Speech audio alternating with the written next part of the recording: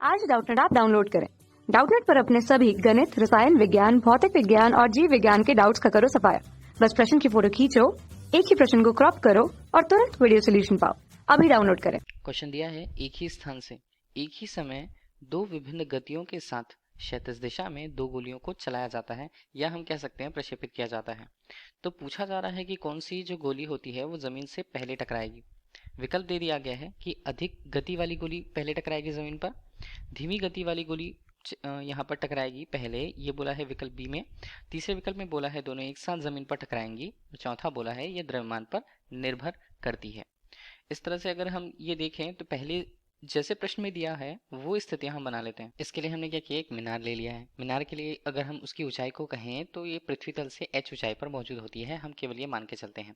ठीक, अब यहाँ पर एक ही स्थान है, एक ही समय में दो विभिन्न गतियों वाले t बराबर 0 समय हम ले लेते हैं, और दो गतियों वाले दो गेंद अगर होंगे तो हम उन्हें एक को a कह देंगे और दूसरे को b कह देंगे। दोनों क्षैतिज दिशा में चलाए जाते हैं, तो कौन सी गोली जमीन पर पहले टकराएगी। अब देखिए, ये तो हमने देख लिया कि इनके पास दो स्थितियां हो सकती हैं अगर क्षैतिज स्थिति में दी हुई हैं तो। ए और बी के रूप में क्षैतिज दिशा में फेंकी जाती हैं, अलग अलग वेग से प्रदर्शित करें तो ये हमारे पास पहले जो आएगा उसे यू ए के रूप में लिखा हमने, और दूसरे के लिए उसके वेग को हमने यू बी के रूप में प्रस्तुत करा। जैसा प्रश्न में बोला है अलग अलग गतियों, तो यू ए का मान यहाँ पर यू बी के बराबर नहीं होगा। ठीक है, ये अलग होगा, ये हमने कह दिया, लेकिन हमें ये नहीं पता कि किसका मान ज्यादा होगा या किसका मान कम होगा।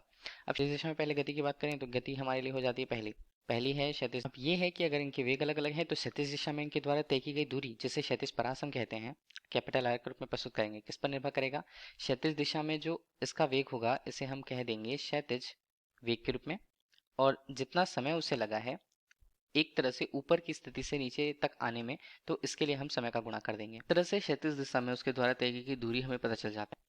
किसी भी तरह से पृथ्वी के गुरुत्वीय त्वरण से प्रभावित नहीं होती, जबकि गुरुत्वीय त्वरण का प्रभाव हमेशा ऊर्ध्वाधर नीचे की ओर होता है। ठीक है, तो यहाँ पर गुरुत्वीय त्वरण का प्रभाव क्षैतिज दिशा में गति करते हुए नहीं पड़ता है, लेकिन अगर उनके क्षैतिज वेग अलग अलग हैं तो अगर हमने ये कहा है कि उनके द्वारा तय की गई दूरियां अगर क्रमशः आर ए के रूप में हमने प्रस्तुत किया और आर बी के रूप में हमने प्रस्तुत किया तो वो दोनों समान नहीं होंगे। ठीक है, क्षैतिज वेग क्योंकि इनका अलग अलग है। ठीक, ये तो कंक्लूजन हमें निकला, और ये क्षैतिज दिशा में प्रभावित नहीं होंगी, लेकिन जो दूरियां हैं इनके द्वारा तय की गई दूरियां हैं दोनों गेंदों के द्वारा वो अलग अलग होती हैं। दूसरी स्थिति पर बात करें इन गेंदों के लिए, उनकी ऊर्ध्वाधर गति में या ऊर्ध्वाधर दिशा में उनकी गति किससे प्रभावित होगी, वो गुरुत्वीय त्वरण से पृथ्वी के हमेशा नीचे की तरफ जाते हुए प्रभावित होगी उससे।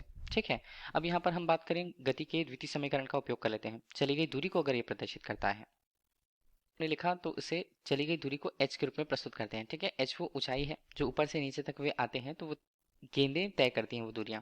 हम यहाँ पर बात करें प्रारंभिक वेग u t के रूप में, और हम कह देते हैं 1/2 यहाँ पर गुरुत्वीय त्वरण के रूप में g, और t यहाँ पर t का स्क्वायर होगा। ठीक है, अब हम बात करें तो प्रारंभिक वेग है, तो अगर हमने ऊर्ध्वाधर दिशा पे देखा है तो ऊर्ध्वाधर दिशा पे इनका वेग क्या होता है, वो 0 होता है, तो हमने इसे ले लिया 0। तो h का मान किस पर निर्भर कर रहा है, 1/2 g टी स्क्वायर के रूप में।